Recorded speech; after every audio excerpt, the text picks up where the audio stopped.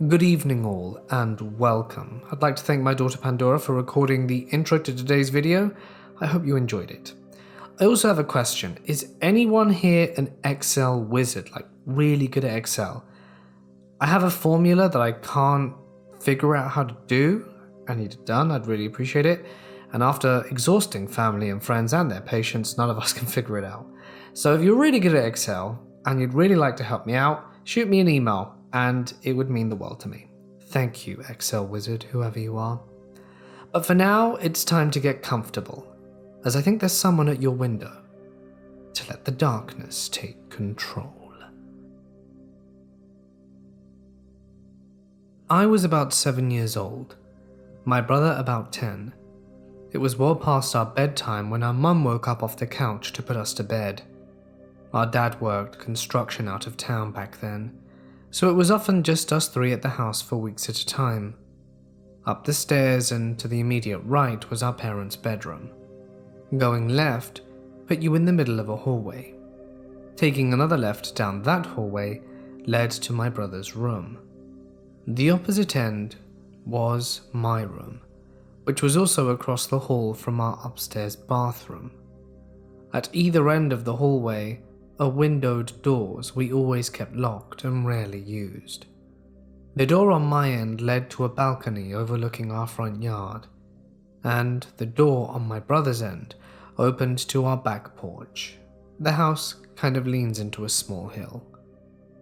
My brother and mum had a bad habit of waking up in the middle of the night to use the bathroom. I only knew this because I was always a light sleeper, and they just couldn't help flushing with the door wide open. This night, however, my brother stopped on his way to his room and came back towards the bathroom. "I'm gonna try to pee before I go to bed. The past few nights I've been too afraid to walk to the bathroom. I keep seeing a man wearing stripes at the end of the hallway." I don't know if my mum wrote off as my brother telling ghost stories to try and scare me, or if she was already half asleep and didn't catch it, but she didn't react at all to my brother's confession. I, on the other hand, was terrified of it, for fear of seeing a ghost at the other end of the hallway or through the window is the reason I started running from the stairs to my bedroom at night. Years later, when I was 18, my mum and I were having a conversation in her car about a dog we had for a very short time when I was little. We were sharing stories about Max's tendencies towards destroying my shoes and other unruly behaviors when my mum blurted out, "Don't you remember that time I opened the front door for the cops and Max ran inside to the kitchen and started tearing open that bag of dog food we had?" This really caught me by surprise, because in all the years I lived in that house we never once called the cops. Gun owner family in a quiet rural neighborhood. I asked her what she was talking about, and she looked equally surprised as if she had just revealed something by accident. "Oh, that's right. I never told you because you were too young at the time. Well, one night I woke up hearing noises outside my window, and when I looked I saw a man standing in my bedroom."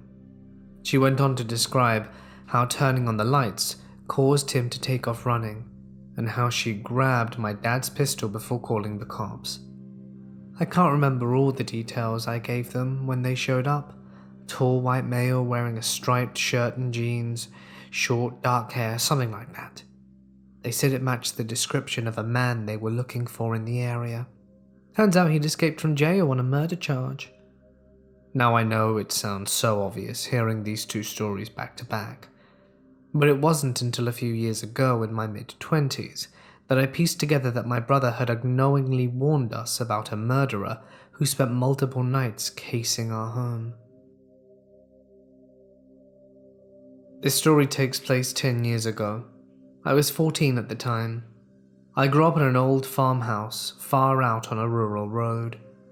Cornfields surrounded our home and our closest neighbours were 2 to 3 miles away. The nearest town was a 15-minute drive. One thing that was really nice about living out there was that you didn't get a lot of strangers knocking at your door to either sell or talk religion with you, but we did get a few. One night it was just my mother and I home, making baked goods for a fundraiser for my little brother's Boy Scout troop. Dad and brother were out helping my uncle with some cows, if I remember rightly. We were bustling around the kitchen, talking and laughing. Mum and I have always been close. Soon we heard a knock at the door, just an average normal knock. A tap tap tap. Mum, to herself, and took off her dishing gloves to open the door. I stood at the kitchen island, rolling out some dough for a few pies, but also watching my mother go to the door. I had a slight twinge of anxiety in my stomach, but chalked it up as being one of my normal flurries. As my mum walked towards the door, the person on the other side gave another tap, this time in a rhythm. My mum stopped. She turned and began walking back to the kitchen with a pale look on her face. She went to our kitchen window that seemed to face out towards the porch. She went to the side where you'd be able to see the porch clearly. Mum pulled back the curtain enough to peek and not be noticed from the outside. The look on her face deepened. She went to the other side of the window then, to look out to the driveway. I had stopped what I was doing at this point, deciding that pie crusts probably weren't that important in this moment, as the feeling in my stomach was in a full-blown flurry. Mum's eyes widened as she looked out. She then closed the curtain and looked at the floor. The look on her face was angry but also scared. She walked over and grabbed my wrist and walked us to the closet as she quietly asked me if I had my cell phone. I did. She pulled out my dad's prized Louisville Slugger from the closet. The person at the door started banging at the door hard. I gasped a bit. Mum looked at me and shushed me, then took my arm again and walked me towards my parents' bedroom, locking the door and windows as we went. At one point, she stopped at the window in our living room and peeked out. She closed it quickly and let out a frustrated noise. We got to the bedroom and she pulled me in and locked the door. She took my phone and began dialing as she gave me the bat. She sat me down on the floor on the side where I'd be hidden from the door and opened the closet to get the gun case. She talked quietly on the phone and I was terrified and couldn't focus on what she was saying. She pulled out my dad's shotgun and quickly loaded it. I looked at her, scared as she hung up. She pulls me up again and walked me out the bedroom. We creeped back over to the other side of the house where the bathroom was. Mum gave me my phone and ushered me inside. She set down the gun and looked at me with both hands on her shoulders. You need to listen to me. There are some men outside and they're walking around the side of the house. I looked at her with wide eyes. I could feel myself shaking. Why? What do they want? I don't know, but you need to stay in here, lock the door, and don't come out until I tell you. Understand me? I nodded, and she squeezed my shoulders. I'm going to barricade the door from the other side. I will not move the barricade until I let you know that it's me. I knew what she was saying immediately. Crawl out the bathroom window and run if it's moved otherwise. My mum shut the door and I quickly locked it. I heard her move the quartz chest in front of the door, a very heavy box with lots of quartz from over the years. I sat on the floor in front of the window clutching the baseball bat. I sat there for what seemed like hours, but was merely 5 minutes. While I sat there, I heard 2 footsteps outside the window, 2 deep voices talking quietly. You sure they're in there? Maybe no one's home. Nah, there's at least 2 women in there. Heard them talking at the door. Saw a guy and a kid leave when we passed the house earlier. I shivered and started to hyperventilate, but quickly covered my mouth with a towel to mute it. Who were they? What did they want? Why were they here? Soon I heard another voice. Guys, let's go. Charlie spotted cops down the road. Then I heard 3 sets of feet running towards the front of the house.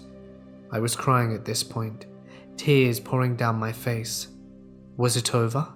Were they leaving? A few more minutes go by and I hear a man's voice in the house. I started to panic and huddled into the corner of the bathroom, and I heard my mum's voice on the other side of the bathroom door. It's me. The sheriff's here, they're gone. I'm moving the trunk.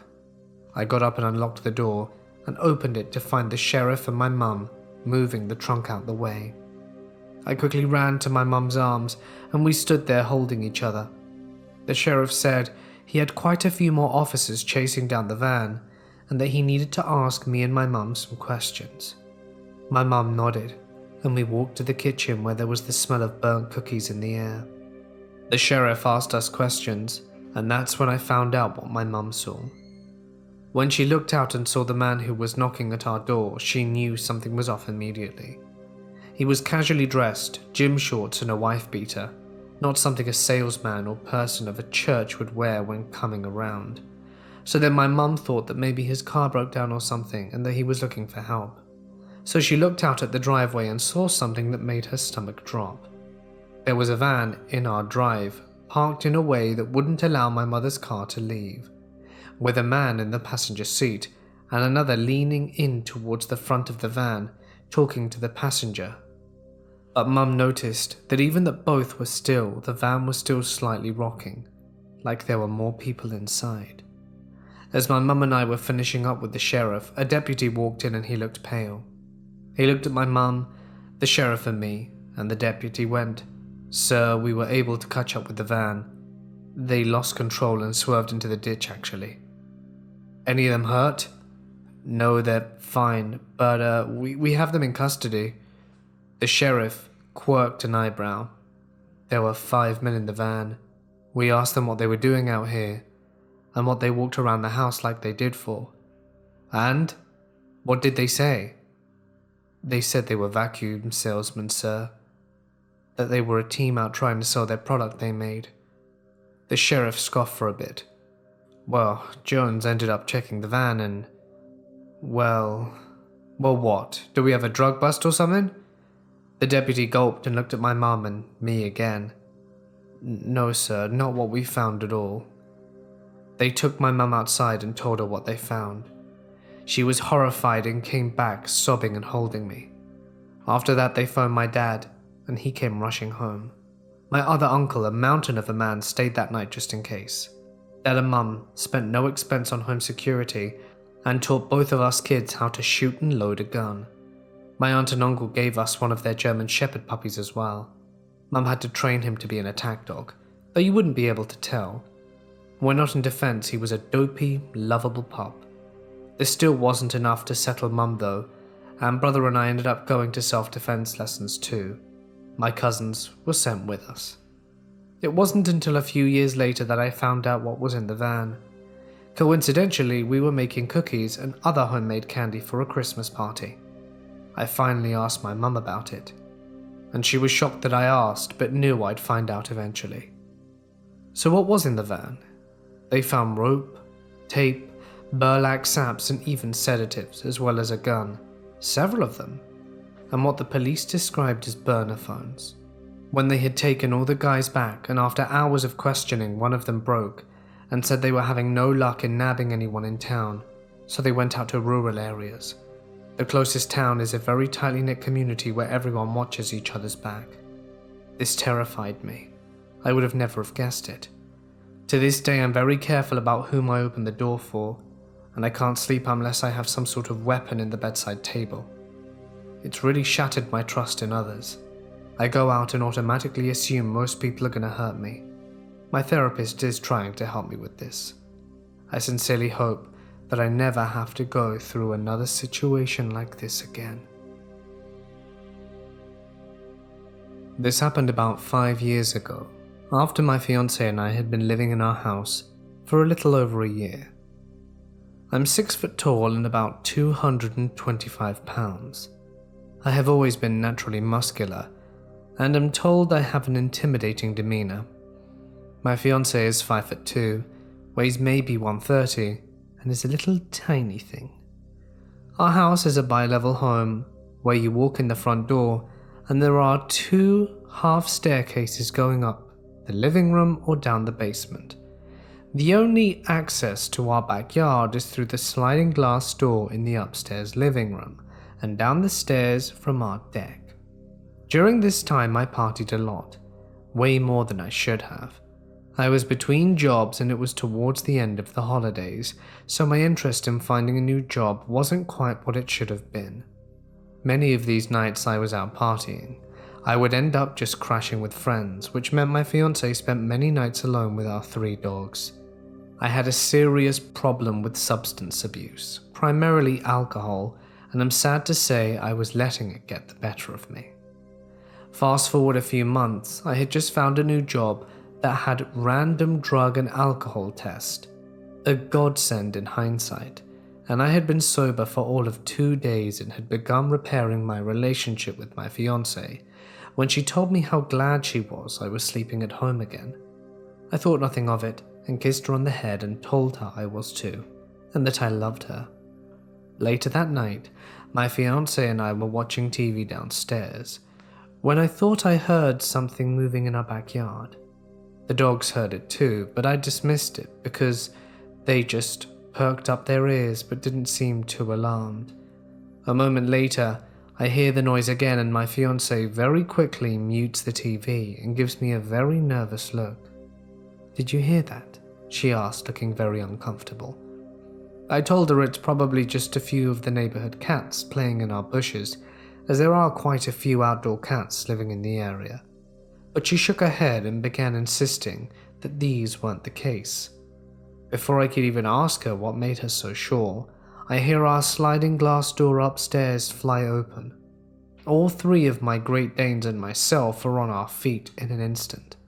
The dogs let out the most ferocious sounding barks I've ever heard and tore ass up the stairs with me right behind them.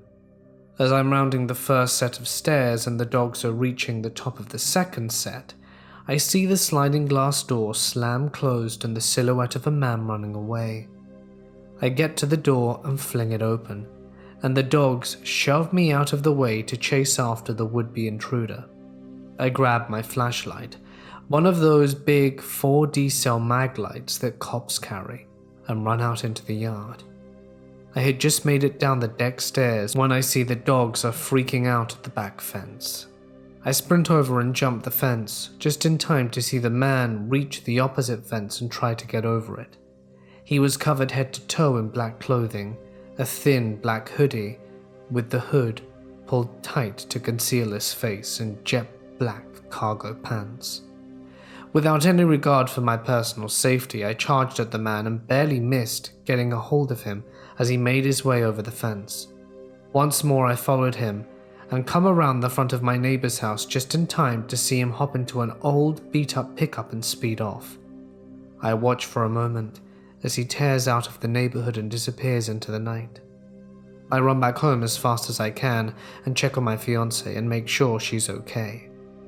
When I walked into the house, she was sitting in the upstairs living room surrounded by all 3 of our Great Danes and clutching the biggest knife we own. She was visibly shaken, but ultimately she is a very strong woman and told me she was ready in case I got into trouble. After calling the cops, giving statements and triple checking to make sure every door and window in the house was locked up tight, we decided to watch another movie, as neither of us were tired after the adrenaline rush we'd been through. During the movie, I asked her what made us so sure before that it wasn't just cats playing in the yard. What she told me was enough for me to decide it was time to change my whole life.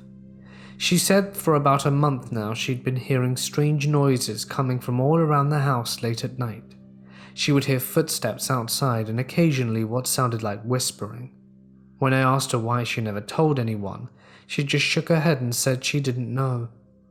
After hearing this, I came to the realization that whoever the man was, he knew that I was never home at night, and that my fiancée essentially was all alone most of the time. Fortunately for us, he somehow missed the fact that we have 3 Great Danes, and for whatever reason on this night he decided not to check and make sure she was alone again. Since that day I have been 100% sober from everything, 5 years total as of March 1st, and have not left my fiancée alone overnight since. Our relationship has never been stronger, and our 3 Great Danes are 3 of the best dogs anyone could ask for. In the end, this experience has changed my life completely, for the better.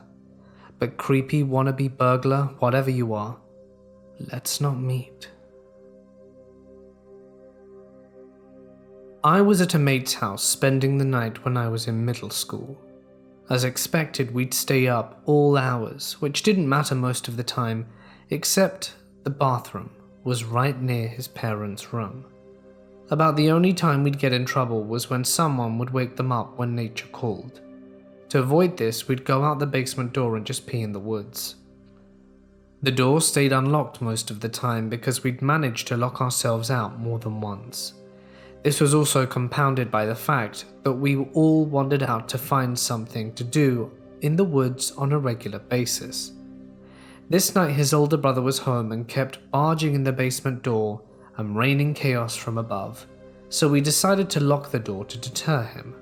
Not that it would really have kept him out, but at least he'd have to use the key, and in doing so it would take the fun out of barging in.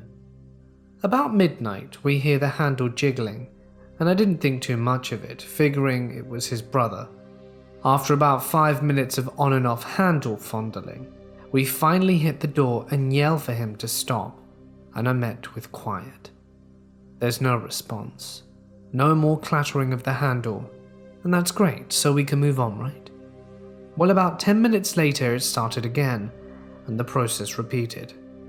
This went on for about 2 hours until finally, after telling him to stop, we just said screw it and ignored it. He continued for about half hour after our last attempt for him to stop, and then just gave up. Well, fast forward to about 9 AM, we were just stirring and one of my mates had to go to the bathroom. If you've ever had a sleepover like that, there are bodies strewn wherever there's a space, and once the first person starts walking around, it kind of stirs the nest. We all started stretching and making our way to relieve ourselves of the soda that we'd been binging on the night before, and as I walk out, I grabbed the door handle to close it behind me, and noticed it felt rough. After looking at it, I saw the space around the keyhole was all but destroyed. There were giant scratch marks on every surface, and the metal guides were bent and skewed. I asked my friend that lived there what happened, and he said it was the first time he'd noticed it. Not really wanting to get blamed for something his brother did, we went upstairs and told his parents about the night before. After his dad went down to see what we were talking about, he went completely white and ran upstairs to call the cops. Evidently, someone had been trying to force the lock open while we were all inside. That actually happened to me more than once on different occasions. What completely freaked me out about this time was the person knew we were there, and we knew someone was trying to get in. So, he repeatedly tried to force his way inside. God knows what sort of person that was, or what they had in mind for us. I am a French student doing a master's in Amsterdam in the Netherlands. I live alone in an apartment in a building where there are only students. I'm 22 and enjoy a peaceful life.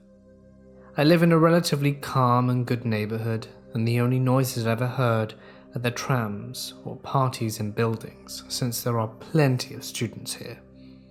One night around 10, I hear a knock on my door. I live on the 3rd floor, and to get to my front door, you have to open the main door, which needs a key. Then you need to open the door to my corridor with the same key. So people who want to come into the door must have a key, call me or ring me at the door so that I can open it for them, and then let them into my apartment. Nothing of this happened. I just hear a knock on my door one day. I usually open the door without a second thought, whether it's my landlord or a neighbor asking for something. As I told you, I feel pretty safe in the building, and I could also take care and defend myself in case anything happened, but this time for some reason, I had a bad feeling. I didn't move at first. I thought the person would just leave. I'd finished my assignment. However, the knocking continued. I didn't move at first. I thought the person would just leave and I'd finish my assignments. However, the knocking persisted for 30 seconds, so I yell out, "Yeah?" in English, and the person knocking didn't say a word. I say in English again, "Who is it?" The voice answers in English, "It's Uber Eats," which is weird because Dutch, always speaking Dutch, and I recognize the voices and accents of everyone on my floor who have access to this floor. So it wasn't a neighbor, it wasn't my landlord, it was someone coming from Uber Eats apparently. But the issue is I didn't order Uber Eats that day. The voice was unfamiliar in case it was a prank or neighbor pulling a joke. It was also a deep voice, at least 40, and definitely a smoker. I didn't order anything. You must have the wrong address. A few seconds later, the knocking continues, and the same voice says, I'm pretty sure you did. I have an order under your name. I start panicking. I look around and pick up a knife in case he breaks the door because the knocking was getting louder and fiercer. I check if the door is locked, and it wasn't. I was literally 10 centimeters away from him, and my front door was the only thing keeping me from him. I'm glad it didn't open from the outside, as you need a key to open it, even if it's not locked. I step back and ask again, What's the name? He seemed to be thinking for a few seconds, then a final knock occurs. It was loud, and it translated some of the anger and frustration. Finally, I hear him descend the emergency stairs next to my apartment. The steps were heavy-footed, and clearly the person was in a hurry. I don't know what he wanted or what he would have done to me if I'd have opened the door. I still don't understand how he got through the original 2 doors, and why did he specifically come to the last apartment on the 3rd floor? Did he try others before? I posted about it on the WhatsApp group we have in the building, and no one saw anything suspicious. No one opened the door for anyone. Anyway, I'm lucky for my instinct telling me not to open the door, and I'm glad that I listened. This happened a few months ago. It was a few days after Christmas, and my mum had asked me and my girlfriend to house sit and watch the dogs for her while she went on vacation for a week with her boyfriend. We agreed, and the first few days were pretty uneventful. My mum's house is on the edge of a rural upstate New York town, so really the only big thing that happens is road work. It was probably the 3rd night there. My girlfriend and I were on the couch, she was on her phone, and I was playing Pokemon Shield on Switch. It was probably around half midnight when suddenly we hear footsteps from outside. Someone with really big and heavy boots had stepped up onto the porch. The way my mum's house is laid out is that there's a couch against the wall with windows on either side of it. On the other side of the wall is the front porch, so this guy was right behind us. He stomped around some and then got really close to the window on the left side of the couch and grunted, "Ugh! Hell!" in a deep angry voice and stomped off. My girlfriend and I froze, but after 5 seconds of registering what had just happened, we got up and turned off all the lights in the house and went to the laundry room where no one would see us. After a little while, I decided to go out a different room and look out the window to see if we could turn any of the lights back on. When I look out of it though, I see this big burly guy shuffling down the sidewalk opposite our house. In his hands are a plastic bag. Keep in mind this is half midnight in a rural backwater town, so none of these stories around. Keep in mind it's half midnight in a rural backwater town, so none of the stores around are open for him to get one. The guy continues doing this awkward shuffle while holding this bag, then suddenly starts moving nimbly in an almost cartoony manner across the street towards the parking lot near my house and vanishes. I go back to the laundry room where my girlfriend is and tell her what I saw. I bring her back to the window as I was looking out to see if we can find him again, but he's still gone. We check other windows around the house to see if he's out any of those. My girlfriend is looking out a window on the other side of the house when she says she sees him but he's walking away. We try to collect and discuss whether or not we should call the cops, when suddenly we hear knocks on the door on the other side of the house. We race to the door, and we can hear the doorknob jiggling. Thankfully it was locked. One of my mum's dogs starts barking and going insane. He's a small rescue dog that growls at anything foreign. He has a loud, ear-piercing bark, so I think that scared him away. We called my mum and asked her what to do. We debated calling the cops, but cops in our area are notorious for not really doing their job, so we decided against it. My mum also encouraged us not to because she thought it was just some drunk and/or high person that didn't know what they were doing. While this wouldn't be the first time someone showed up drunk at the door in the middle of the night, gotta love small towns, right? I don't think he was.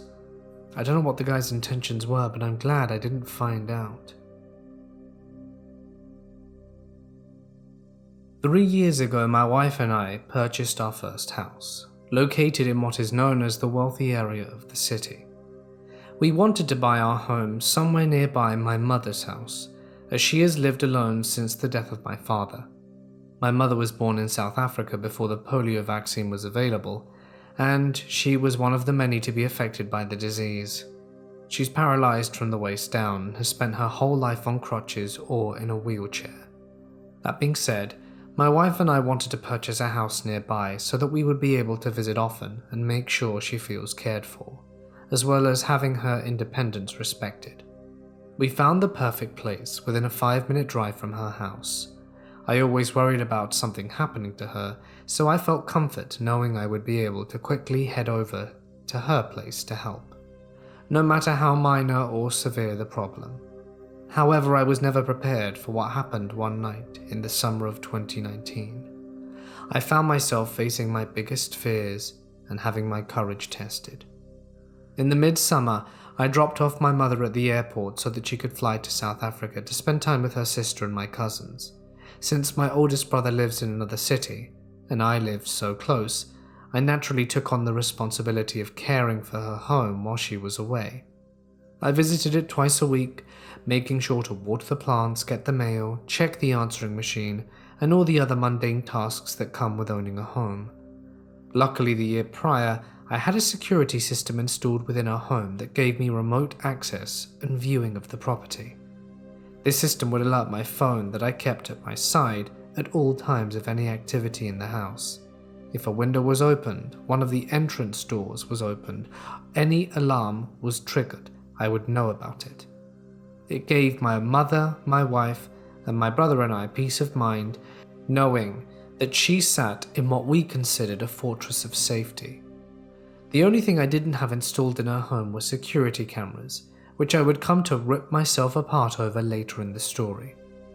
My own home has cameras inside and outside, watching everything from my motorbike in the garage to my sleeping dog in the living room.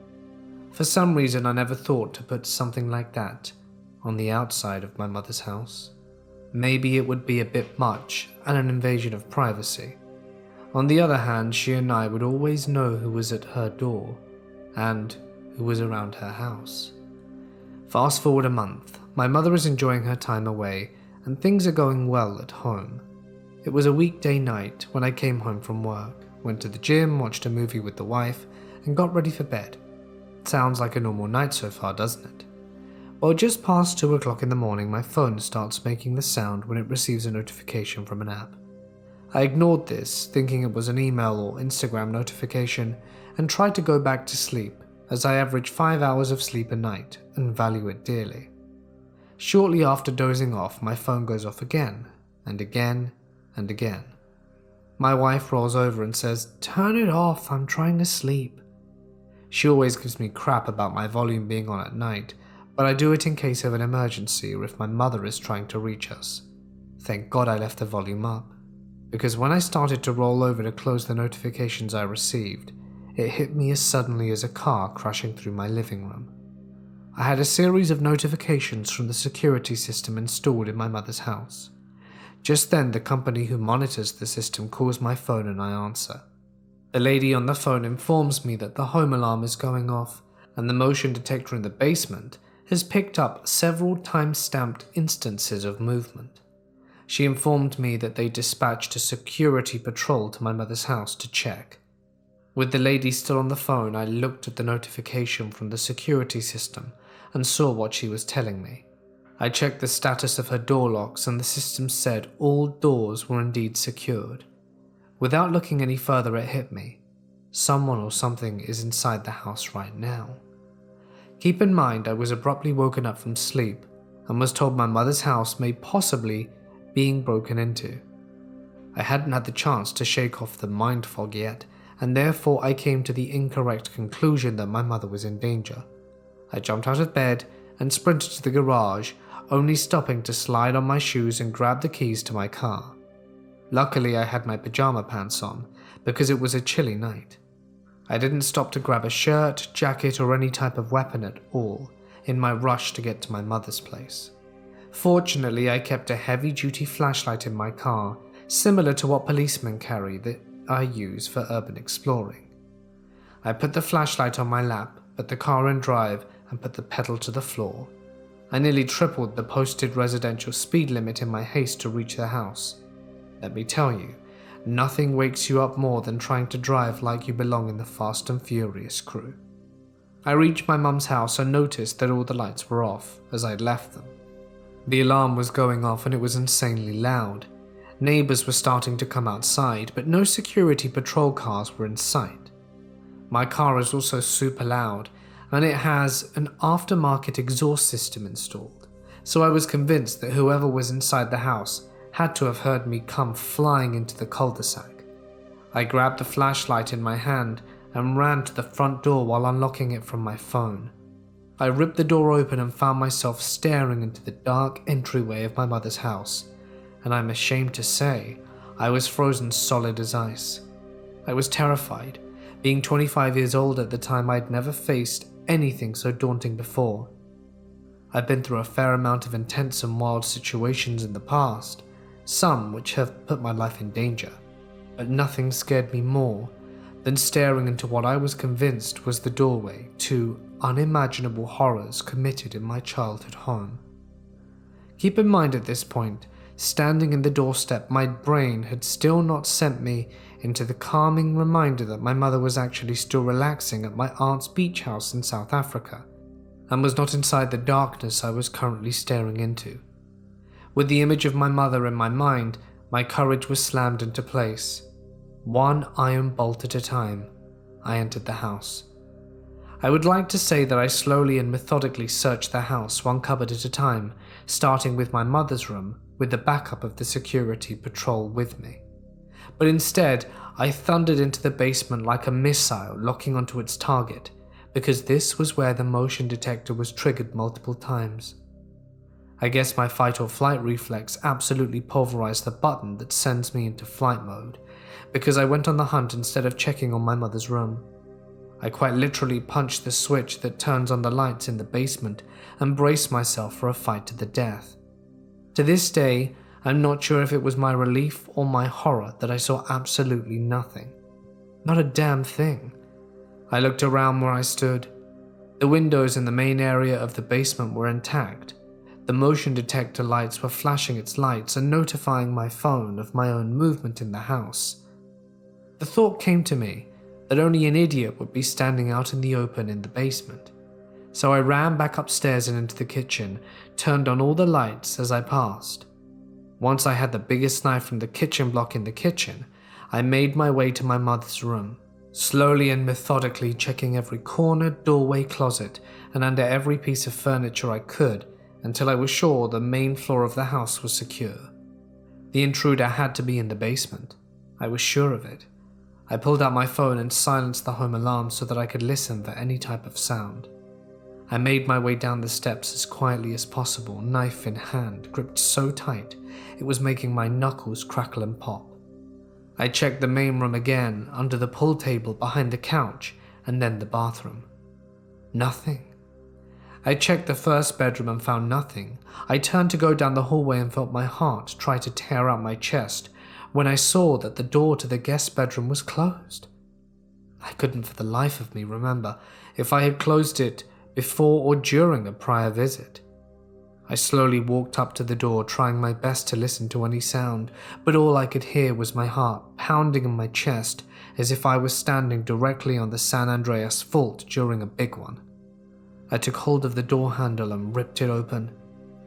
I cannot confirm or deny the possibility that I crapped my pants when I saw the figure standing at the other end of the room, catching the image of a giant knife in their hand. I had to give 110% in my effort in order not to faint at the sight I saw in front of me. I was beyond terrified. It was now or never. I wielded my resolve back together, one steel plate at a time, and reached for the light switch as I could fight the intruder to their death. The light came on, and I dropped to my knees in tears. I was staring face to face with my own reflection. The closet door in the bedroom was sliding mirrors, and in the dark they displayed what looked like a serial killer to me. I opened the closet door and full on started crying in relief as I found nothing. I heard the car door close outside and figured it was the patrol car arriving on the driveway. I walked down the hall and past another set of sliding mirrors that led to a storage area, a hot water tank, and the furnace of the house.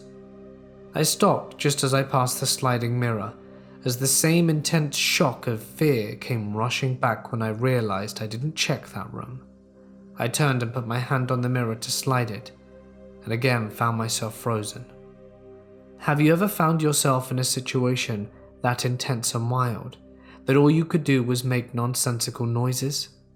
Through tears, maniacal giggling, and the use of every curse word available, I slid the mirror aside and stepped into the storage area. But it too was empty.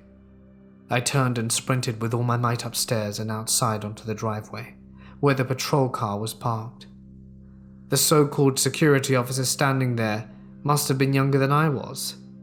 If you picture the word intimidating in your mind, this man was the opposite. He was chubby, smiling, and had a mega baby face. He looked like he was there to greet you as you entered the house. I checked my watch and the man had arrived a full hour after I told the security company dispatched a patrol. I'm not normally someone who bashes someone who's a professional that involves risk and danger, but I couldn't believe how long it took them to get there. I started laughing like a loon when this guy asked me if everything was okay.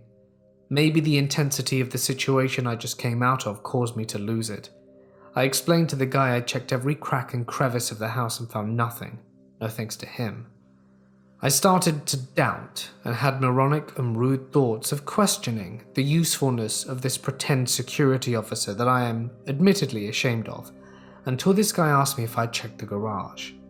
My smart ass grin disappeared instantly as I grabbed for the garage door opener in my car and pressed the button to raise the door. Slowly it opened to make myself feel like a bigger ass. I found myself standing behind the security officer as it did. The garage is very clean and well organized. I take pride in the fact that when you open the door, everything is in sight. The space is open and it's virtually impossible to hide in. I walked through it, peeking inside the car and then leaving the garage satisfied that it was empty. The security officer gave me some paperwork to sign, basically saying that he did in fact respond to the home alarm being triggered. I brought it to his attention that the basement motion detector had multiple timestamps where it recorded movement, and I got worried as we watched his face turn pale. He informed me that the detectors used by the company don't rely on movement, but monitors changes in temperature in the room to reduce false reports of movement. He told me that if a person moves in front of the sensor, the thermal signature from their body and the movement of said thermal signature together disrupts the reading of the room and triggers the notification I received on my phone. With that information dropped on my lap, he got into his car and left. I locked the house up, left the outside lights on and rearmed the security system. I leaned against my car, staring at the house, wondering how in the world the alarm could have triggered, seeing as it's based on movement and heat, without someone being present. Then again, maybe someone was. I'll never know.